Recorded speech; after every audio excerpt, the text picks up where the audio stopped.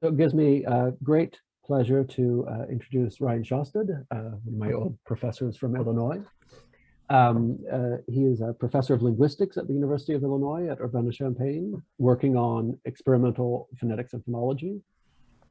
His research focuses on how phonetic principles shape phonological, typographical, and diachronic outcomes in language. He specializes in the production of speech, whether through the lens of acoustics, kinematics, or aerodynamics. Working towards models of speech production built on data from typologically and geographically diverse languages, including understudied and endangered languages like Kankabal, Tigrinya, Changana, as well as Hittite and cuneiform writing systems. And he's spending some of his sabbatical time this semester in Salt Lake City, doing research on how documents written in the Deseret Alphabet phonetic script may preserve phonological characteristics that can help us understand the development of sound changes attested in Utah American English.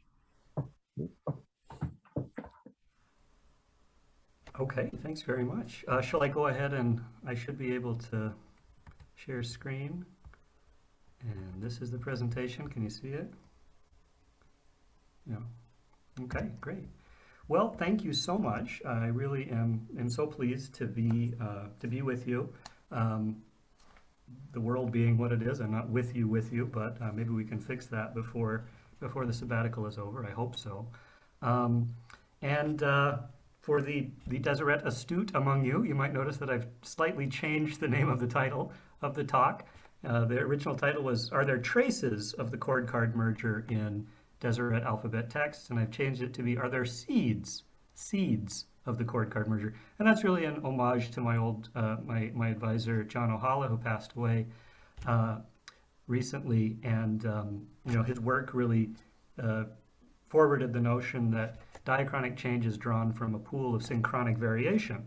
And so while I'm not going to present you a knockout argument, don't get too excited, that the Deseret Alphabet is just full of early forms of Utah English, I think it's fair to say that there are some seeds, right? There's evidence of some kind of variability in the chord card words. So let us proceed then. And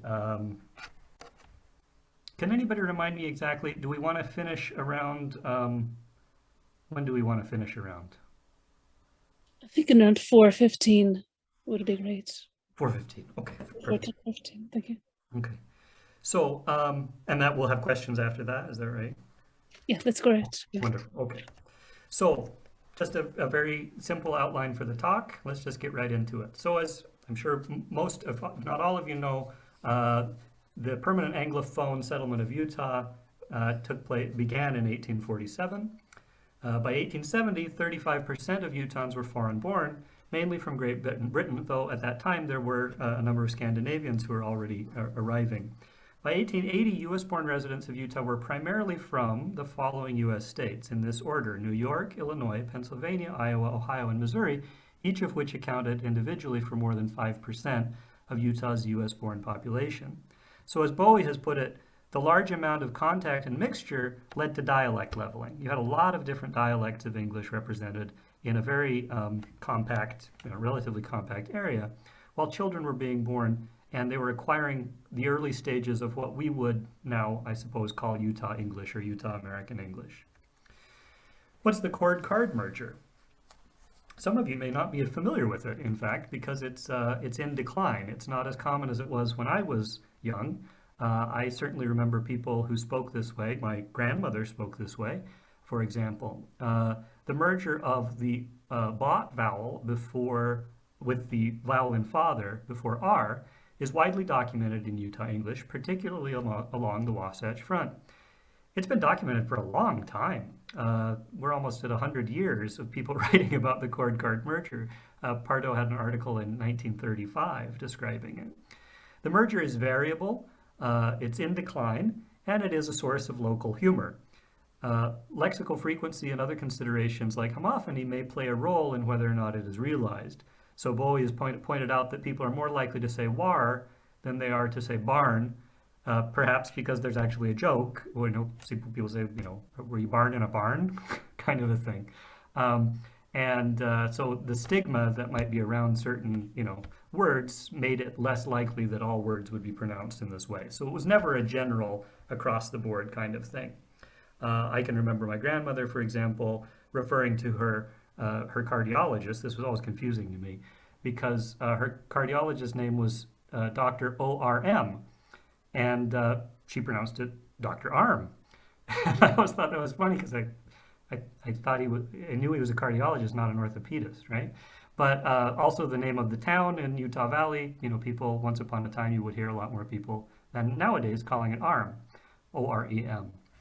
Well, Bowie in 2003 found that in a recorded corpus of speech of first generation, high social status, male, LDS general authority type Utahns, a preceding glide was in fact a leading contributor to the ah realizations. But it's not clear that that's a phonetic effect. I can't really think of a good model for that, so it's probably just lexical. In an acoustic study of one speaker, a male born in 1922, he indeed was able to verify that the F1 was lower, the F2 was higher, or sorry, the F1 was higher, the F2 was higher, and the F3 was lower, all indications of a lower fronter vowel, and the F3 probably having to do with the rhoticism of the vowel. A preceding L may limit the merger, such that, words with, I think this is possibly because of, the heavy effect of one word, which is Lord, which people were it was probably stigmatized to say lard instead of Lord, but it is also attested.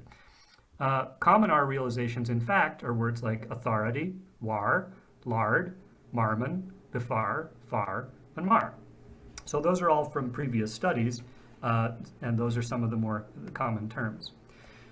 Well, what some people may not know is that Mormon settlers in Nauvoo, not too far from where I have my job in Urbana-Champaign, about 3 hours away, Mormon settlers in Nauvoo began experimenting with phonemic brachygraphies based primarily on Pitman shorthand early in the 1840s. After years of discussion, the project reached maturity around 1854, and the result was what they called, the Deseret Alphabet.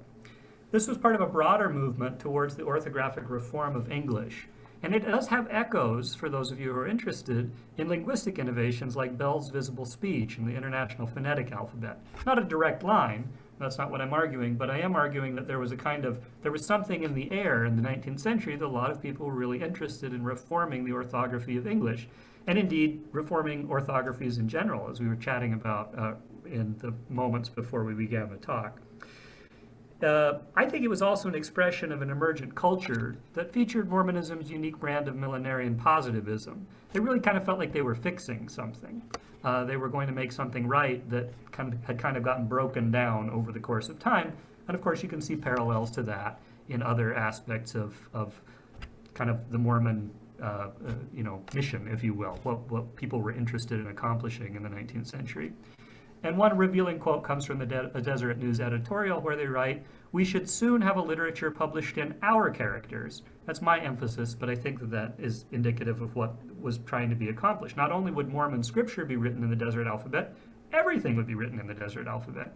And that, again, has to do with this notion of sort of fixing something that's wrong with English orthography and making it. There's lots of reasons, and we're not going to get into all those today. We can chat about it in the question and answer period, but it's really not it's very interesting, but it's really not the focus of what I'm trying to talk about today. So what's in the Deseret corpus? It's bigger than I thought it was in the beginning. There are a number of print publications. So there are passages from the Bible, the Book of Mormon, the Doctrine and Covenants. Those were published in the Deseret News, bits and pieces. There's about 100 of them. Then there's the Book of Mormon. That was published in the Deseret Alphabet in 1869.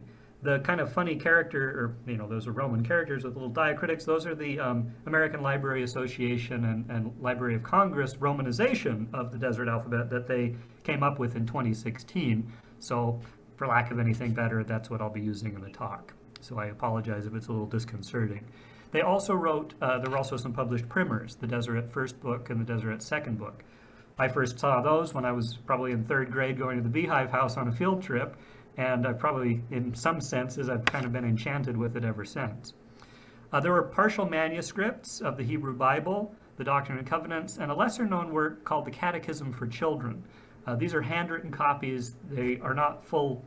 They don't cover the entire text, but it's clear that folks were working on them.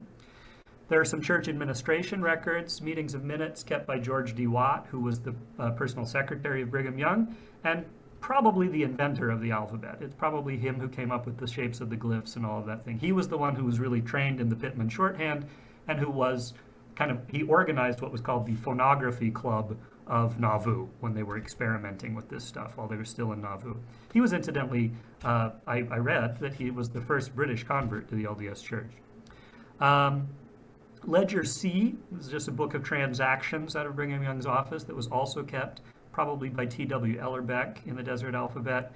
And then the church historian's office also seems to have kept some notes in Deseret, not as much as you might think. Then there's letters and diaries, and these are very important for what I'm going to be talking about today. Two missionaries, Marion J. Shelton and Thales Haskell, wrote some parts of their journal in the Deseret Alphabet. And I've discovered, well, I found, it was a discovery for me, I'm sure somebody else already knew about it, but a letter written by a woman named Annie Smith, who writes to one of the daughters of Orson Pratt, and has been asked by Orson Pratt to write a letter to his daughter in the Deseret Alphabet, trying to convince her to study the Deseret Alphabet more. It's a really charming letter.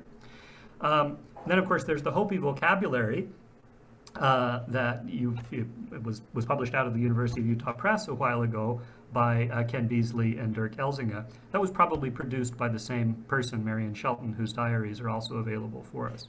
And then there's various ephemera, street and shop signs. There are reports that there were street and shop signs. There are I don't know if there's any pictures of them. I haven't found any. There is a photograph of one gravestone that was carved in sandstone at Cedar City. And we'll look at that if we have a chance at the end. This is what it looks like. This is from the Book of Mormon, the 1896 Book of Mormon, published by Russell Brothers in New York. This is an excerpt from the Diary of Marion J. Shelton, available with the courtesy of the LDS Church History Library. So that's what it looks like, the handwritten version of it looks like. Very similar to the print version. Some people used a cursive. George Watt used a cursive, for example. I think I would characterize this as individual glyphs that look a lot more like the printed version. Okay, so where are we going with this? I'm a phonetician after all, right? So my question is, are the phonetics of early varieties of Utah English, including the chord card merger, found in Deseret Alphabet texts? Now, the first thing somebody might reasonably say to me is, wait, there was no settled variety of Utah English to rely on in the 1860s. And that's absolutely true. We really can't claim that there was a settled variety known as Utah English that had any, characteristics, with the Mormons only having been there for, 13 years in 1860, right? 23 years in 1870. So we really have to be careful about that. And so I'm going to try to clarify that what I'm really talking about is the behavior of individuals that may have been reflective of something larger that was going on, as I say, the seeds of sound change, right? And caveat number 2 is that the spellings in the Book of Mormon were scrutinized by a committee. The alphabet was used less formally by only a handful of diarists and letter writers. That's the real, the prize information really is how were people using the Deseret Alphabet when no one was looking over their shoulder. And there were definitely people looking over each other's shoulders as it was being used for the major publication, which was the Deseret Alphabet Book of Mormon. So who was this committee that was really overseeing it? Well, it was the Board of Regents of your very institution, or at least a former incarnation of your institution. It was the Board of Regents of the University of Deseret. It was composed of a number of people from, primarily from New England, as we'll talk about. So the LDS Apostle Orson Pratt Sr., who was born in 1811 in New York, was primarily responsible for the publication of the Deseret Alphabet Book of Mormon. He was assisted by a Scotsman named Robert Lang Campbell. So did the dialect features of Deseret transcribers and authors play a role in the spellings they chose? Well, Pratt was from New England, as were most other members of the Board of Regents. George D. Watt, who was really influential, and maybe even the inventor of the alphabet in some senses, he was from Northwest England. There's big dialect differences, right? And there was one Southerner involved as well. There was a gentleman named John Vance, who was born in Tennessee. We don't know as much about him, but he seems to have played a role along with George Watt in the early formation of the alphabet. Campbell, who was a proofreader, Robert Lang Campbell, as I mentioned, he was a proofreader of the Book of Mormon text. Well, he was Scottish. So just imagine the vowels, right? Just imagine the disagreements people might have had about how to write down a vowel of English. If everyone had used the Deseret Alphabet, the way linguists now use the IPA, the way my students and your students and you as students use the IPA, wow, this would have been an extraordinarily interesting situation. But that's not exactly how it happened. People were not necessarily encoding everything about their speech. But I think there are little corners and bits of light that kind of shine through. So, disagreements on pronunciation were natural given this situation. Given the situation, everyone involved in publishing the Book of Mormon, for example, was from somewhere else. Imagine getting members of this disparate body to agree on the phonetic rendering of a word like hair. I do this with my students. I say, how do you do the phonetic transcription of hair? And they say, well, it depends. Well, what's the vowel? I'm not sure. How many syllables does it have? Where are you from? Et cetera, et cetera, et cetera. So they know I'm playing around with them, right? And so in the same way, people struggled with this, right? You might have a dictionary, but even the dictionary doesn't necessarily solve all of your problems. But for the Book of Mormon, Pratt was instructed explicitly to use Dr. Webster's Complete Dictionary of the English Language. It was the major North American English language dictionary, published in 1864. It was the first one that gets called the Unabridged. It's huge. And this was what was used for pronunciation standards to kind of settle any kind of disagreements there might be. So here's an example of how a Deseret transliterator, or a Deseret author, or writer, or whatever you want to call them, might have interacted with this alphabet. So this is a handwritten, this is part of the handwritten manuscript of the Doctrine and Covenants, most likely written by Orson Pratt. And it's written in Deseret, and then it has the vowel a that's been blotted out, and then the next vowel that's used is the vowel a, as in father. So he's changed what his intuition was to write, we ask thee in, but he's changed it to we ask thee in, okay? And that is in conformity with what Webster's would suggest, that the correct vowel is basically the father vowel. It's a little bit different. Webster's gets into it and suggests that there's two different kinds of vowels here. Besides the a, there's two different kinds of ahs, but we won't get into that unless you want to. I've got a slide in the appendix. We can talk about it at the very end. But the indication here is that there's an intuition that the vowel is a, but then there's some kind of editor, probably inside the head of the writer, that says, no, I'm supposed to write an ah here, and so I'll write the ah down, okay? So, reliance on Webster's 64 was key to Pratt's authority in fixing the standard, and might I add, remarkably consistent spellings in the Book of Mormon, the Deseret Alphabet Book of Mormon. However, Webster's 64 didn't resolve everything. It couldn't. Linguists know this, right? Dictionaries don't actually tell you everything you need to know about the pronunciation of a word, no matter how much you want to believe they do. And we'll look at exactly those kinds of cases. So Pratt et al. Did have to make independent decisions. And then the question that's really interesting for me as a phonetician and a phonologist is, how did they decide? And did those decisions have anything to do with their personal characteristics? So take, for example, the word blessed. Webster's 64 states that as a participial adjective, it is commonly sounded with two syllables, and its one-syllable pronunciation, where unlicensed, quote, is a mark of great vulgarity. Pratt et al. Seem to have applied a much more subtle pattern than simply saying all instances of blessed are to be pronounced blessed. Instead, we have a different kind of pattern. I might have to work with a syntactician to figure out exactly what the pattern is. So, some of you might have grown up hearing Mormon scripture read out loud or reading it yourselves, so I'll just ask you, we might have had more fun doing this in person, but I'll just go through it, and you can ask yourself, how would I pronounce this? So, how blank are they who have labored? Is it blessed or is it blessed? And they shall be a blank people. Consider on the blank and happy state. Blank art thou, Nephi. Shall all the kindreds of the earth be blank? Okay, so do you know what you think it should be, blessed or blessed? So now we'll compare it with what Orson Pratt decided. So, how blessed are they who have labored, but and they shall be a blessed people.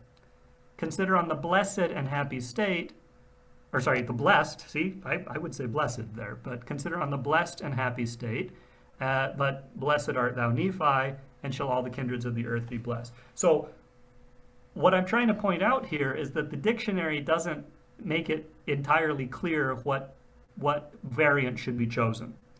And so something had to emerge from the mind of the transliterator as to what the most appropriate form was, because at the end of the day, it had to be encoded in Deseret, right? You don't just, it's a quasi-phonemic alphabet, and so the way you write it is at least supposed to be the way it sounds. That's the whole point. That's what the Deseret Alphabet project was trying to fix, right? And so it shouldn't be the case that one form can be pronounced in multiple ways. Okay. So what about the typesetting and the proofing of this text? How might that have been involved? Well, it was the text was presumably based on the 1852 edition. That was the most recent edition, edited by Franklin D. Richards. But Orson Pratt himself had edited an edition in 1849, so it's hard to imagine he didn't refer to that as well. The Deseret Alphabet edition includes the same table of contents and versification as the 1852. That much as I've been able to verify. So the Book of Mormon text is composed of more than 5,500 unique words, more than 270,000 words in total. According to Pratt, and you have to really feel for the people at Russell Brothers who had to typeset this. He said the compositors at Russell Brothers made, quote, a great abundance of mistakes in setting the type. You can only imagine, right? And he had to read the proofs 4 times through. But I can attest, as someone who is, studiously reading the entire Book of Mormon in the Deseret Alphabet, that it is extremely well done. It is not full of typos, and we can talk about the actual number of typos that I've seen so far. So there is an enormous amount of attention being paid to this project and to making sure that it is a quality text.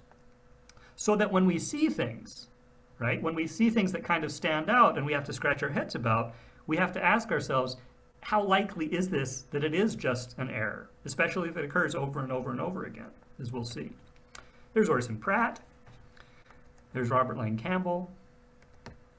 So, another issue that's really important is that the Book of Mormon is filled with hundreds of novel proper nouns that have no explicit pronunciation in Webster's 64. Some names arguably have biblical analogs, and in fact, Webster's 64, being the unabridged dictionary that it is, it has a pronunciation guide to proper nouns found in the King James Bible and all kinds of other works of literature, including Shakespeare. It was composed by W.A. Wheeler in 1833. So a lot of words that were biblical could have been looked up and found with a pronunciation, right, in Webster's 1864. It's a marvelous dictionary. These entries bear explicit pronunciations which, however, sometimes diverge from the very norms that Webster's 64 sets out. Other Book of Mormon names are truly novel, though. They're not the kind of names that you could look up and find in that are comparable to names in the Bible. A name like Coriantomer, which we'll discuss. So all of these names may have had idiosyncratic pronunciation, perhaps associated with the speech of maybe even Joseph Smith, as recalled by people who knew him, like Orson Pratt. Deseret Alphabet spellings may hold clues as to the realization of the incipient chord card merger in the formation of Utah English. So recall that the Deseret Alphabet had unique glyphs for, this might be a little hard for us because we don't necessarily have all these vowels any longer. So we have to remember, we're doing a bit of field work here. This is a different variety of English than the variety of English most of us speak. There's a vowel for father, and there's a vowel for bother, which I have completely collapsed. There's no distinction between those two vowels for me. And then there's a vowel for boat and a vowel for bot. Also, for me, the distinction for bot and the other ah vowels is gone. I at least can convince myself that I'm able to hear it as a phonetician, and I'm kind of able to convince myself that I can hear the difference between father and bother when I listen to a British English speaker, for example. But it's tenuous at best. So how were these vowels used to render the chord card words that we're so interested in? Well, so far we've found no evidence of complete chord card merger in the Book of Mormon text. The low vowel glyphs are not used for chord, and the mid vowel glyphs are not used for card. That would be a pretty boring end of the talk, but there is actually a lot more to say. So despite the fact that there's a lack of evidence for complete merger, think of it this way. We don't find anybody spelling Marmon with an ah, right? With the vowel in father. Mormon with an ah. What about the variation, however, between the other vowels that are implicated? The O, the aw, and the bother vowel, right? Before R. Well, that's where it does start getting interesting. For novel words in the Book of Mormon, are there seeds of the merger that are evident in the usage of these mid-vowel glyphs or the bother vowel glyph before R? For example, unsanctioned usage of the bot vowel or the bother vowel could be evidence of confusion over the height of the vowel that occurs before R, and thus textual evidence of an early stage of the merger. How are conventional chord card words spelled in other Deseret Alphabet texts other than this very carefully proofread Book of Mormon? All right, well, let's go ahead and get into the evidence. So Webster's 1864 is very clear about what happens to the O vowel when it occurs before an R. According to the pronunciation rules, an O becomes a bot vowel if it's before R in a monosyllable. So or, for, form, lord, and north, we get the bot vowel. The second type has the same result, but in a different situation. The O vowel becomes aw in an accented syllable before R when not followed by a vowel or by another R. So the examples are words like former, orchard, and abhor. There's a second type, or a subtype of these, where if we do a little morphology and we change the syllabic structure, we still maintain the underlying vowel. And then there's type 3, which is probably less familiar to the Utahns among us, but for folks from the East Coast, Philadelphia, they might recognize this kind of vowel. So this is the O becoming the bother vowel in an accented syllable before RV or a double R. So this is things like words like orange or tarid, authority, right? Which you can hear in various dialects of the eastern seaboard. So remember that Deseret Alphabet had glyphs for bother and father, as well as boat and bought. There are lexical exceptions to these throughout the dictionary, and the dictionary makes them clear. Exceptions are signaled in the individual dictionary entries. So for example, fourth, which is a common word in the Book of Mormon, should have the bot vowel. But according to Webster's 64, it really has the O vowel. And guess what? Throughout the Book of Mormon, as far as I can tell, it always has the O vowel, right? So not only the transliterator was either aware of this, or it was a natural dialect feature, and it was just easy. It just came from the mind of the speaker because that's how the speaker spoke. That's also a possibility. Same thing with glory. Glory should be according to that rule that I just stated earlier. It should be glory, but it's not. It's glory, and it's stated that way in Webster's 64. So if English speakers in Utah were beginning to merge chord and card words in the 1860s, we might expect to find in the Book of Mormon examples of the father vowel, the bother vowel, or the bot vowel to spell conventional words like more and before. But it just doesn't happen. Throughout the Book of Mormon, Webster's 64 rules appear to be enforced for the conventional words, despite the fact that many speakers of Utah English had probably merged chord and card within just a few generations.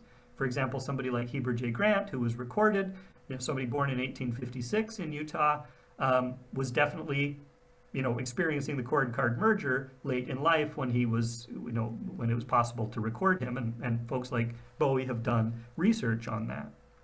So conventional words are like corn, more, authority, hardness. These all conform in Deseret spellings to the rules of Webster's 64, either to the rules or to the individual lexical entries.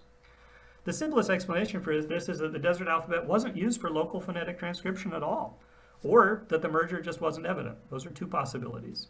However, I'm going to present to you evidence that the merger in conventional words of Pratt's handwritten partial manuscript of the Doctrine and Covenants, there is evidence for the merger there, as well as in the personal writings of Marion J. Shelton and in passages that were published in the Deseret News. But let's stick for a moment with the Book of Mormon text. The Book of Mormon includes around 374 proper names. Approximately 219 of these are neither biblical, like Horeb, nor otherwise in common English usage, like bountiful. 32 proper names contain the sequence OR. 4 are found in the Bible, and 1, Mormon, is listed as an entry in Webster 64 because that word was already in common usage as a descriptor of the people. In the entire Book of Mormon, then, there are about 27 non-biblical proper names that might show signs of the chord card merger due to the fact that they have no Webster 64 pronunciation whatsoever. They couldn't be looked up in Webster 64, and so what do? You have to write them down. You're writing them down in a phonetic alphabet. I suppose you're going to rely on the sounds, right? That was the idea behind the alphabet in the first place. So let's look at those words. So for example, what I show you here are in instances where the bot vowel is used, where the boat vowel is used, where the bother vowel is used, it's never used actually, and where the but vowel is used, I guess, the tensed central vowel. So in the case of the O glyph, then what I've done is I've put a star next to forms where we actually expect the O. So the word Mormon with the O glyph is totally licensed by Webster 64. That's how it should look. So it gets a little check marks next to it. However, words like Kohor, Kimnor, Nehor, Korihor, and Korihor, which are probably just the same name, but one has a K and one has a C, in all of those cases, the O glyph isn't licensed. It should be an O, but it's not. And those are all in unstressed final position, and there's one in unstressed initial position. And that's a very frequent name in the Book of Mormon. It's Coriantomer. And it's spelled with the O glyph when the O glyph is what's licensed by Webster 64. Similarly, we have O glyphs where the O glyph is the vowel and bother is expected. So we see the O glyph in words like Moroni, Oriha, Coriantum, Moriancomer, Morianton, etc. All great, all check. However, in very simple words like Coram and Zoram, according to Webster 64, they should be pronounced with the bother vowel, like the word orange or the word tarit. So we really should see something like karam or zaram. And we don't. We say koram and zoram. Similarly for the others that I've listed there. There are no instances in which the bother vowel has been used before a rhotic, and that might be telling. There is one instance of the glyph, and that is in the word the name Comnor, that's pronounced Comner. So let's take a closer look at one of these words, which is the word Cumorah. By analogy, Cumorah, which appears 9 times in the Book of Mormon, looks much like the biblical word Gomorrah, right? Webster 64 explicitly and by rule assigns a stressed bother vowel to Gomorrah, that it would be pronounced Gomorrah. But in the Book of Mormon, Cumorah has the O glyph, suggesting that that is in fact the sound that should be used. It only appears 9 times in the Book of Mormon, but as many of you know, this is a very common and was a very common word in Mormon discourse as it represents the name of a historic site. Gomorrah appears 1 time in the Book of Mormon. This is great luck. Gomorrah appears 1 time in the Book of Mormon, and guess what? It's spelled in conformity with Webster 64. It's spelled with the bother vowel. So it really makes us ask the question, why was that not done for Cumorah, right? If everything was supposed to be in line with Webster 64, then this suggests that what we really have on our hands is the pronunciation of the name of the hill Cumorah. Because the spelling of Cumorah diverges from both Webster 64 norms, it may reflect pronunciation in Utah English circa 1870. But interestingly, that's not the chord card merger. It's the opposite direction of the chord card merger, right? It should have gone to Camara, but it didn't. It's even a little bit weirder than that in that it's not pronounced Cumorah, it's pronounced Cumorah. And we can get into that later if you like. But for now, I just want to point out to you the fact that we have 2 different glyphs in the second syllable, the O versus the A glyph, the boat vowel versus the bother vowel. The other word that's of interest to us is Coriantomer. Those familiar with the Book of Mormon recognize this rather outlandishly spelled name. Mark Twain dryly called it remarkable in Roughing It. It appears 76 times in the Book of Mormon. It's always rendered with the O glyph, which violates Webster's rules. A very similar name, Coriantum, which differs only insofar as it does not have that little dangling R at the end. It occurs 9 times, but it's spelled with the O glyph, following the rule. And there are the instances of it. With remarkable precision, given the challenges of typesetting over 270,000 words in a new and peculiar character set, Pratt et al. Largely followed Webster 64 norms. none of the novel proper names, except for Mormon, could have been looked up in Webster's. So what principles were applied to the spelling of these novel words? Were they effectively phonetic transcriptions? If so, whose pronunciation did they represent? Did the chord card merger influence the spellings of words like Coriantomer and or Cumorah with the O glyph, both contrary to Webster's 64? Similar words were spelled in conformity with Webster's. Conventional words like authority and foreign were spelled with the vowel that we would expect to see in Cumorah, but don't. The O glyph is used widely in words like not and of throughout the Book of Mormon text, so there's no indication that it was a general merger of the father-bother set. Were these just typos? Well, Coriantomer occurs 76 times in the Book of Mormon, and Cumorah is a pretty important word in Mormon culture, and was certainly, perhaps even more so in the 19th century. Orson Pratt stated that he proofread the text 4 times. So to date, in my project here at Illinois, we've transcribed around 30,000 words in the Book of Mormon. If you want to see more of what we're doing, visit us at go.illinois.edu/Deseret. We've found 46 typos altogether, and those include things like punctuation and capitalization that really aren't relevant. For conventional words, we found only 4 typos suggesting confusion between the glyphs of interest. So for example, in one instance, gone is written gone instead of gone. Gone being what it should be according to Webster's 64. So let's move on quickly and look at some other data. There's not as much of it, so we won't spend as much time, but there's just not as much to talk about. But in the Doctrine and Covenants partial manuscript, we do find that Pratt vacillates between the vowels and kind of mixes up the vowels in authority, suggesting that there's some variability before a rhotic. He eschews the O glyph again in the word pelagorum, which was a pseudonym for Sidney Rigdon. He even writes warn for warn, and that is in itself, that's pretty strong evidence. It only happens once, right? But that is exactly the chord card merger, an O becoming an A before an R. There are also what I regard as hypercorrections from the bother glyph to the O glyph in words like Hara and Zoramites. So in the Deseret News, dozens of scriptural passages were published. These appear to have more typos, unfortunately, than the Book of Mormon does, but they also differ systematically from the 1869 spellings. The bother glyph is frequently used in pre-rhotic contexts. Think about that for a second. That means that the vowel A is used where we would have seen the vowel O, and that's very much in the direction of the chord card merger. For example, this text was published both in the Deseret News and in the Book of Mormon. From 2nd Nephi, they shall not hurt nor destroy in all my holy mountain, for the earth shall be full of the knowledge of the Lord, right? So it's not general, right? It's not the case that all these pre-rhotic back-rounded vowels go to A or go to the bother vowel. Just like Bowie's work showed, it didn't hit every word identically, right? But we have clear evidence for a lowered vowel in nar and far, in nor and far, for. So let's now turn to Marion J. Shelton, the Mormon missionary who we discussed before. In his 1860 Hopi vocabulary, he very helpfully writes for us words in English words in the Deseret Alphabet. It's the closest thing we have to a dictionary so far, right? And he writes arfan and hars with the bother vowel. He also writes tomorrow, which we would probably expect. But then he writes morning, porcupine, and warm, all with the bot vowel. In an 1860 letter to Brigham Young, he writes shartly with the bother vowel. In diary entries from February to March 1859, he writes ar, far, talar, marning, and ardnance, all with the bother glyph. But he writes north with the O glyph. In 2 letters from New Mexico from 1859, Shelton uses the bother glyph in the words far, carn, marning, marmons, and harses.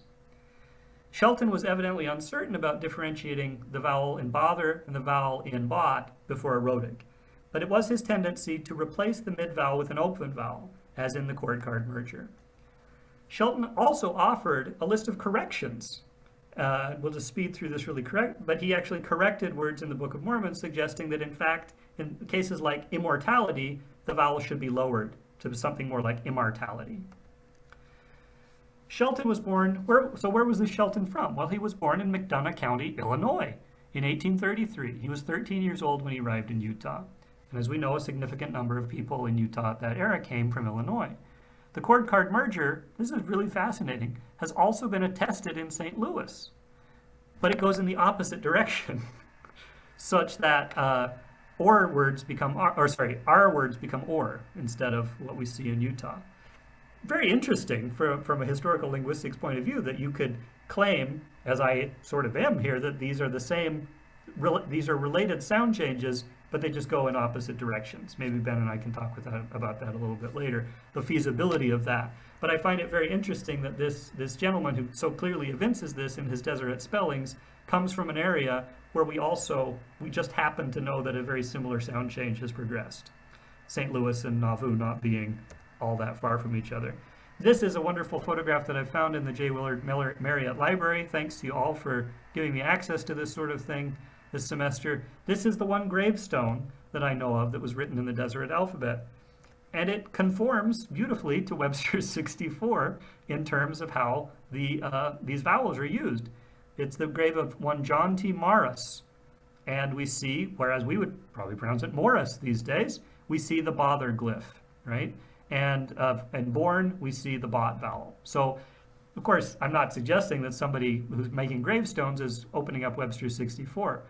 What I'm really saying is that they were aware of these vowels. These were vowels that were natural to them. And so not using them or using them is important, even if we sort of look at it and say, well, these are vowels that have collapsed and maybe people couldn't hear the difference between them. I think something like this gravestone shows very clearly that folks could hear the difference between the vowel in Morris, for example, and the vowel in born, and recognize that they were different vowels. So let's discuss. Can we reconstruct the mental state and behavior of Deseret Alphabet writers? Were they sounding out words as they went along? Were they consulting a printed resource? Were they consulting an English dictionary? Were they using explicit memory? Were they using implicit memory of hand gestures related with handwriting? Well, what kind of evidence do we need to support these kinds of hypotheses? We can look for spelling variability within lexeme, spelling variability within phoneme. We can look for partial erasures, strike-throughs, sub and superlinear annotations. And we can look for things they wrote about the Deseret Alphabet, their reference lists, their narratives of learning, etc. So here's an example, interesting example from the Doctrine and Covenants manuscript where we see the word exhort written with the bot vowel and with the boat vowel within one line, right? So within a minute or a few minutes or maybe seconds of writing one, the author chooses to use the other, right? So both vowels are used for the same word. So what exactly does that mean when someone does this? Here we see someone correcting. It's a different, not exactly what we're interested in, but this is the word conference, and the vowel is changed to an vowel. And we can see that there's some kind of editing going on. Variability within lexeme suggests lack of understanding of the alphabet. But if we have evidence that someone like Pratt was really very highly familiar with the alphabet, what do we do with this? Variability within phoneme across different lexemes may suggest pronunciation of the transcriber. For example, when we see Shelton's use of the pre-rhotic glyph in the word nar, but not in the word lord. Erasures may be evidence of a lookup feature, either internal or external. Reference lists might tell us something as well, but we really don't have much evidence of them. I like to compare this to what my students do when they learn the International Phonetic Alphabet.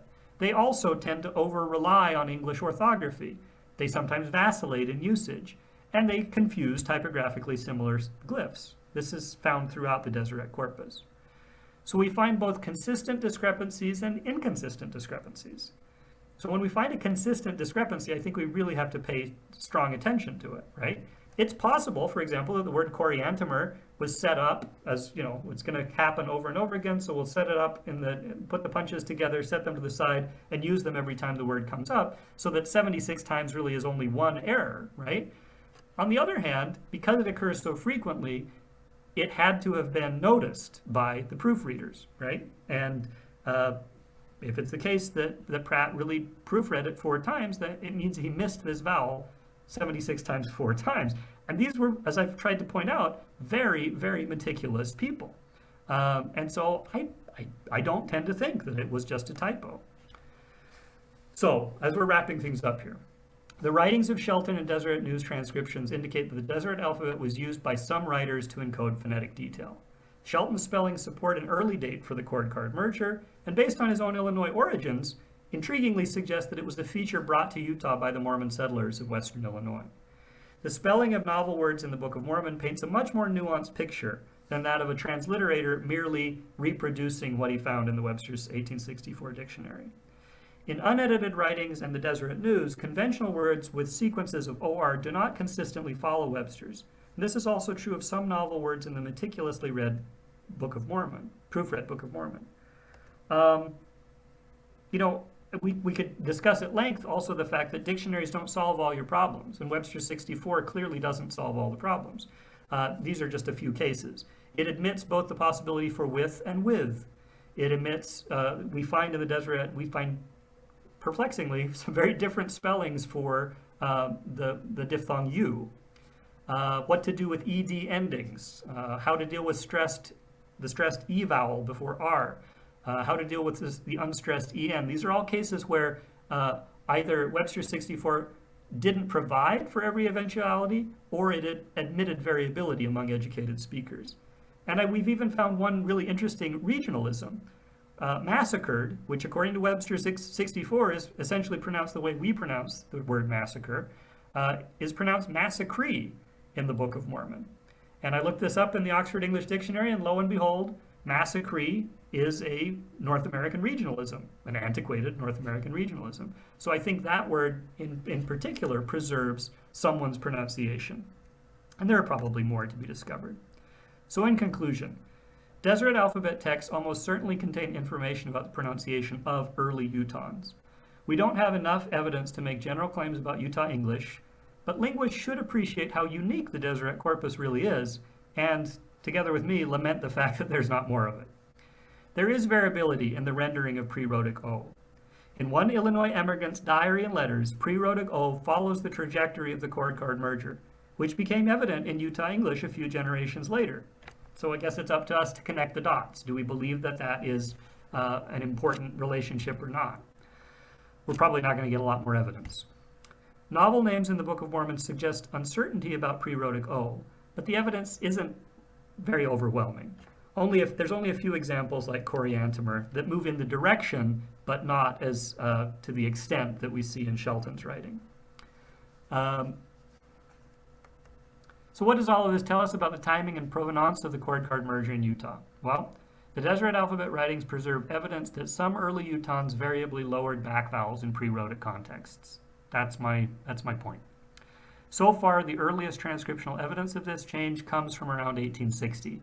I may find evidence of it in the earlier Deseret News publications as we go through them. Lowering of back vowels in pre-rhotic context was a salient feature of speakers born in Utah just a few generations later. So we have to put the dots together, I guess, or connect the dots.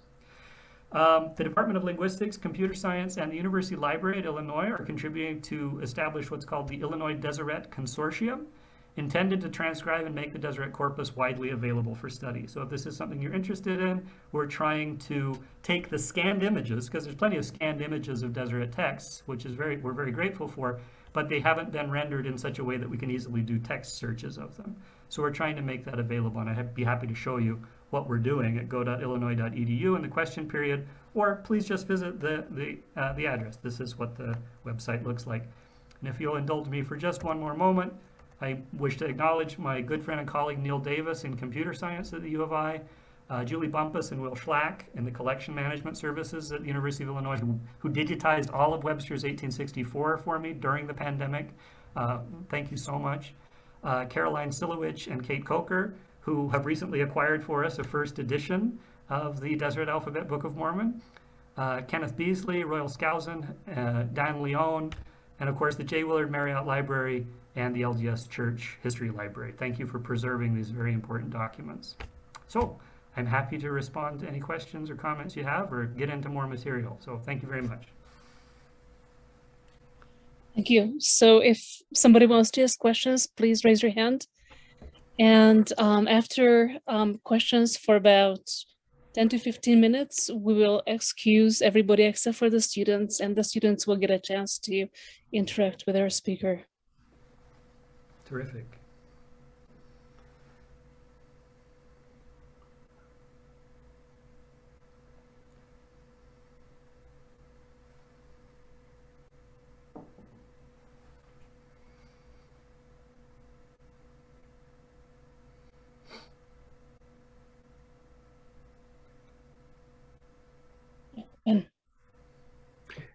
Um, you mentioned with IPA transcriptions the issue of orthographic interference. Did you find evidence of things that relevant to what you're looking at here that could be orthographic interference as well?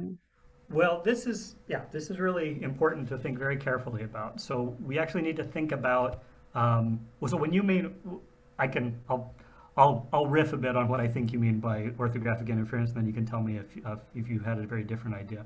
But the glyphs in the Deseret alphabet themselves some of them are perplexingly similar, right? Some of them differ only insofar as like there's a little loop, and these could easily get mixed up. And in fact, the difference between the boat vowel and the bot vowel, these are very similar. They just have the difference of a loop. But that's not exactly, so differing O and aw, it is an issue for Camorra, for example. It could have been rendered Camorra, but the bother vowel is really different. The bother vowel looks like a little V with a long edge on it. And so those two are not likely to get confused visually. However, the O and aw definitely are. So let's take a look. I actually have prepared for you. Well, actually, if you want to see them, this is what they look like, right? So we have, this is organized as if it were the IPA chart, the vowel chart, right? So we have O and aw, and so you can see how O and aw are quite visual, are very, they're visually similar. But particularly because the strongest evidence we have is of the vowel sort of merging with the bother vowel, which is this very angular looking one. It's not as likely that was a confusion between the shape of the glyph, if that's what you mean by orthographic interference.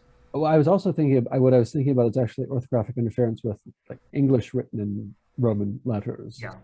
And in various potential ways. Right. Right. So that again that's something that we have to think about really carefully. Things like, it brings to my mind something like in the Deseret, the partial manuscript of the Doctrine and Covenants. At one point, he's written warn for warn, W-A-R-N, and it's quite possible that there's just kind of a one-to-one correspondence. I'm writing English right now. I'm not doing phonetics, and so I'm going to choose the A vowel, right? And so the A vowel is ah. This is one of these kind of knotty questions, right? That's difficult to kind of pull apart because it really has to do with trying to get into the mind of the speaker. Do we have evidence that they're using it phonetically, or do we have evidence that they're using it as just one-to-one correspondence? Because English is because it's so challenging to do that, I don't know that we'll ever, to do that with English, right? To know there isn't going to be a one-to-one correspondence. I don't know that we can know for sure. We can probably just put some of that evidence in the area of saying, yeah, it could be something like that Warren example. I don't want to make too much of that because it's quite possible that's exactly what he was doing, and that there was interference from English orthography, or from the Roman alphabet. Ways to deal with that systematically, I really gotta spend some time thinking about. And it's possible that we just won't know for sure. One thing that I thought about, hear me out on this. I came up with a confusion matrix. So here we have, these are the errors I've found so far in the vowels, right? So it's, as you can see, it's a small number. What we're looking at in the left-hand column, or the column, are what is printed, and then across the top we're seeing what it should be, right? What vowels we should be. So for example, here we're seeing two cases of the A glyph being represented, or English phonetics would suggest that it's supposed to be E, the sound E. Okay, so this is kind of like, I apologize, many different systems here. This is essentially SAMPA, a kind of low bit rate version of the International Phonetic Alphabet. But what I've been sort of thinking about is the idea that if you have confusion, so for example, here we see one case of O being confused with aw, and one case of aw, O being confused with aw, and aw being confused with O. So you sort of see these symmetries, right? And what I'm sort of working through is the idea that these symmetries tell us something about, maybe about the confusability of the glyph itself. We see, for example, here, the a and the e. These glyphs also look very similar looking glyphs. And so it's possible that there's multiple things going on, right? There's the sounding out of sounds. There's the English orthography itself, which must exert a fairly weighty influence in the mind of the writer. And then there's the shape of the Deseret glyphs. And trying to tease all three of those apart with the limited amount of information we have, it might be possible only through experiments and trying to revive the Deseret alphabet and see what people do with it. But I don't know that we'll be able to work it out from the corpus. Do you have any sense? Do you have any sense of, like, maybe not just to do with vowels, but things that are sort of obvious orthographic interference? I mean, Roman alphabet interference. Well, I've seen examples of a limited number Okay. of things where, for example, a double letter in English. So you might I've been trying to, I don't know where it is exactly. I seem to recall it is in the partial manuscript of the Doctrine and Covenants. It's not in the Book of Mormon proofread text, but it's like a double R or something, or a double M. That would definitely be, there's not a phonetic principle at work there. I don't think Webster's suggests that we really have geminate consonants, even in something like unnamed. There are examples like that where two consonants are used, but I wouldn't necessarily call that. And I'm not sure if that's reliance on the English orthography, or if there's actually a claim being made there by the writer that there are two N's in something like unnamed. That would be an example. If I can think of any more, I'll. Yeah, I mean, I think unnamed would be complicated because there's like more morphological things going on there too that might influence. But yeah. And as you know, with any kind of writing system, it winds up, even if you've set off, saying this is going to be phonetics only, it winds up mixing in the other levels, right? Yeah. And this is something that sort of happens in microcosm with the Deseret alphabet. Thank you. Thank you. So thank you for this really interesting talk. I was wondering if you could tell us anything more about the origin of the chord-card merger and maybe how widespread it became in Utah. Like I say, origins are kind of mysterious. I think there is the possibility, I don't know that others have forwarded this, probably somebody's mentioned it because people know about the opposite change that has taken place in St. Louis. But as far as I can tell, people just sort of have written about it as, it's a feature of Utah English. It's kind of funny. It's interesting, and it's very local. It's not attested in a wide range of other places in the English-speaking world. So I don't know if there's a lot of strong, hypotheses about its origins. As far as the study of it goes, there is, as I pointed out, there's quite a literature on it, starting in 1935. Very descriptive kind of things, but ending up in the 21st century in work by Bowie when he was at BYU, I believe, doing work with recordings, right? So the recorded speech of frankly general authorities of the church, who were recorded and would have, had the status of being recorded, right? Having their words recorded in audio at a fairly early time, I suppose, beginning in the 1920s. And then he did some work with a live speaker who was live at the time, I suppose, who was born in the 20s. This is work now that's already 20 years old. And so he was able to do recordings of the production. So there's, and he also included perception work, if you're interested. He has some interesting results, as I recall, about how sensitive at the time, young listeners, probably students, were to the difference between vowel qualities before R. That's kind of what I got involved in when I started working on it many, many years ago. I did a very tiny little perception experiment. Honestly, I never published it. I'm not really sure what the results were, but it had to do with trying to, I was in California at the time, trying to figure out if people could hear the difference. Manipulate the formants. That would be another interesting thing to do that I don't think I ever got around to doing. It's slipping my mind right now. Bowie might have done something like that to try to tease apart exactly where the boundary is, where somebody suddenly starts hearing or versus R.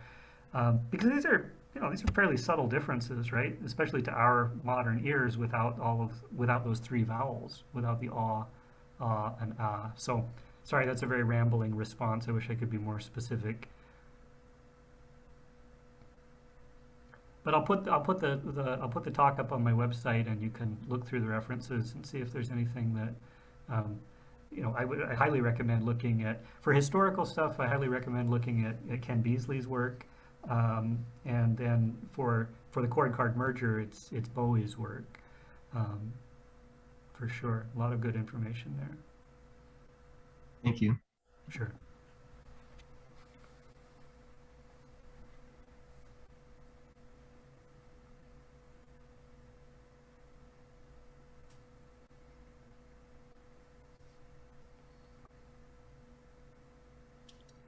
Okay, so there are no other questions from the faculty, then I would ask the students to stay and just have a free conversation with Professor Shosted. Okay, thank you. Thank you all so much. Thank you. Thank you. Hopefully we'll see you in a couple months or sooner, who knows?